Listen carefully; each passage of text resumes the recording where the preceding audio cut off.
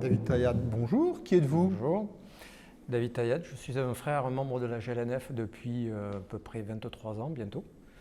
Voilà, passionné d'histoire principalement et travaillant en rite émulation depuis mon initiation.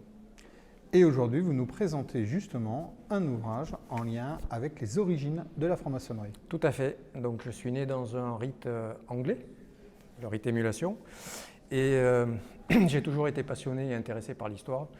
Ce qui m'a amené petit à petit à produire différents essais, donc qui étaient des tâtonnements, et de plus en plus me diriger vers la littérature anglaise, ce qu'on appelle aussi les sources primaires, donc les documents historiques, pour les étudier afin d'aller vérifier que tout ce qui a été raconté sur l'histoire des origines correspond bien à ce qu'on trouve dans les écrits.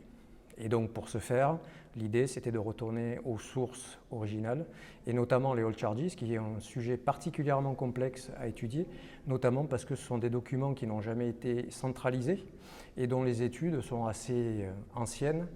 Et un universitaire anglais qui s'appelle le professeur Prescott, qui est connu, avait déjà tiré la sonnette d'alarme en 2006 pour bien expliquer que ces documents-là nécessitaient d'être repris et être étudiés. Et en fait, ce que je mets en évidence dans mes travaux, c'est que jusqu'à présent, tous ces textes ont été datés par rapport à leur papier, leur encre, leur calligraphie.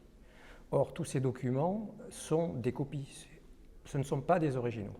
Même le Régis et le Cook, qui sont des documents très anciens, médiévaux, dont la codicologie, donc l'étude du papier, du grammage, du texte, de l'encre, permettent de les dater de 1425-1450.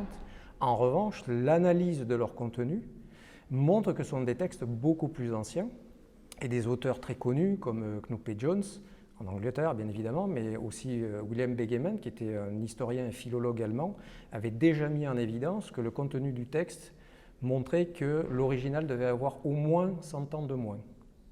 Donc, dès lors qu'on se rend compte que les Old Charges sont des documents, des copies, il faut commencer à lire ce qu'il y a dedans pour essayer d'identifier des éléments qui permettent de leur attribuer une datation, non pas en fonction du papier et de l'encre, mais bien en fonction de ce qu'on va lire à l'intérieur. Et c'est l'objet de mes travaux. Et en faisant ce travail-là, on voit que tout le système de datation change, la chronologie change, et donc on peut proposer une nouvelle histoire des origines de la franc-maçonnerie britannique, ce que je fais dans cet ouvrage. David Tayat, merci pour ces origines de la franc-maçonnerie. Merci.